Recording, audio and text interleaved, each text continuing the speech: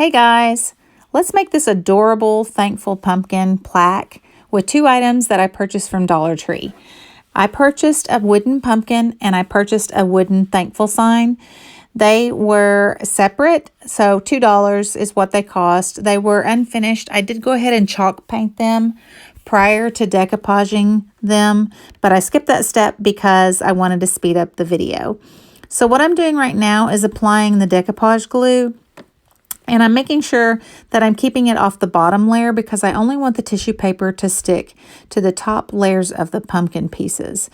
Making sure I'm getting a good even coat because you want it to be wet for this next step. I got two different colors of tissue paper. I wanted to do one tissue on the pumpkin and another color tissue on the thankful sign. So I applied it on top of it and I started smoothing it out. I should have put saran wrap over it to keep it from tearing because I put a hole in it. But don't worry, if something like this happens to you, it's fixable. It can always be torn off or adjusted. So the decoupage glue is still wet, so no big deal. So what I did is I just cut it down and then I went back in and filled in the other piece with some more tissue paper. No big deal. So then you're going to do the thankful sign, same thing. Apply decoupage glue to it, making sure that you're getting a nice wet layer. You don't want it so thick that it's gummy or, like you can see puddles or anything. You really just want to make sure that you're getting a nice wet layer on it.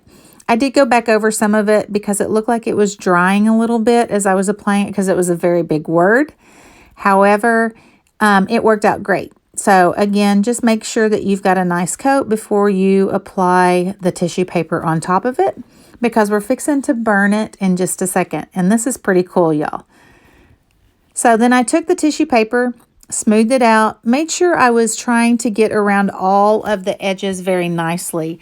I wanted to make sure that it was stuck down all the way to the edge of each of the letters because when I'm burning it off here in a minute, I wanted to make sure that it didn't burn any of the tissue off of the actual letter itself, just around the letters. So then I trimmed off the excess.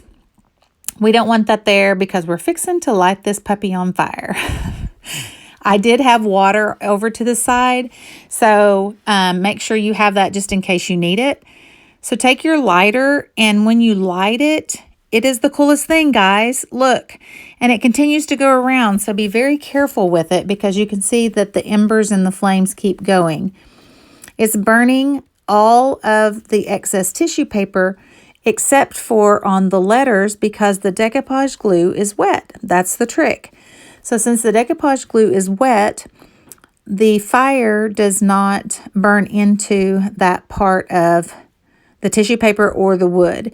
It kind of just envelopes it and goes around it. I did notice if you hold it up straight that the flame rises and it burns quicker. However, the flame gets a little bit bigger, as you can see here in a second. Don't get afraid. That was a pretty big flame. However, it went out. So as you can see, it's all burnt off. There are a few ashes and stuff. I did take a brush. I didn't do it on video, but I took a brush and I brushed off all the embers to make sure that it got a good burn all the way around it and just wiped it down a little bit. So now we have to do the inside of the letters. So you can see it went around the whole outside. Now we are going to have to burn the inside of the letters. So I just took my scissors, made a few little snips, made sure that the tissue paper was sticking up. I did notice that it burned better when the tissue paper was sticking up a little bit. So I made another slice, took something and pushed the paper up a little bit, and then it burned right down. And then I did this with every letter, making sure that there's a little hole, burn it, and you can see it just burns it right to the edges. It's really super cool. This is just the neatest technique. So now it's done, as you can see, and it looks wonderful. I did go in and highlighted with some paint around the edges so that it made it look more defined. And I did cover up any of the burn spots that you can see. That's what I'm doing right now. not necessarily burn spots, but from the embers. It just left a little residue, a black residue, and it was white chalk paint. So I'm just going back over it and covering up any of that black that the soot left around all of the letters. And so just cleaning it up a little bit. And then I did the same thing with the white pumpkin that you can see sitting there. Just make sure that you look inside all of the holes, because there were little smudges here and there. Nothing big, and touch up anything that needs to be touched up. Then let it dry. And we'll move on to the next step. So now I'm going to paint my pumpkin orange.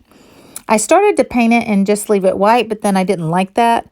So I wanted to paint the background with this pretty pumpkin color. And so really I'm just going over the bottom layer with some acrylic paint and making sure that I'm filling in carefully so that I don't get it on the tissue paper, because I wanted the top layers to still be that black and white. So just work your way around the pumpkin. And I had highlighted with some black paint underneath it, and you can still see it kind of coming through. So it did give it a very nice shadowed effect without me having to go back in and adding that after I painted the orange. So now we're going to add a ribbon. And this is the cutest little ribbon. I love to do this. It's quick, easy. Anybody can do it. It really is fail proof. I just call it a fun ribbon. I like to use 4 different colors. When I do these, it makes it, you could use 5 probably. It just makes it a lot fluffier, a lot cuter. I like the definition that about 4 different colors brings. So I am cutting 3 strips of each one of these ribbons. And just eyeball it. I think they're probably about 5-6 inches long, really whatever length you like. You can trim them down if it gets too long. And then I'm going to crisscross these kind of in an X pattern, but with a strip that goes across the middle as well. I try to make sure that I balance them out so that you have ribbons going all different directions the same color. So you wouldn't want to put a polka dot going the same direction as a polka dot again. You want to make sure that as you're layering it, that you're getting a good combination and that you have one color going all different directions. Then I use a zip tie, wrap it around it, cinch it. That little one tried to slip out. And as I'm cinching it, you have an opportunity to still adjust them. So if they look off a little bit, if you need to pull one direction, you've got the opportunity to do that. And there it is. Now let's dovetail those ends. You just put those ends together, do a little snip, and you're going to snip every one of those ribbons until you've dovetailed every piece on both sides. Really is easy. If you think one piece is longer, you can still trim it down during this step. So just look at it and see how it looks to you, and then fluff it up. So go around, pull them out, position them the way that you want them to be positioned. Make sure it looks cute to you, and then fluff it out a little bit, and you have a beautiful little fun ribbon. I love the zip ties, y'all. Trust me, I started with wire and I was like, oh, zip ties are great. Clean off my surface area here for a second. And now I'm going to wrap one of the pieces around it, hot glue it to cover up that zip tie. I thought the black and white polka dot would be really cute for the center section. So I'm just gluing that extra piece of ribbon around that with some hot glue. Once it's dry, we'll snip that off and our ribbon will be done. Cutesy tootsy. I love these. Y'all really need to try it if you've never tried these. They're fantastic. There you have it. Okay, so now we have the finished pieces. We have the thankful plaque, we have the pumpkin, and we have the ribbon. So now let's put these together.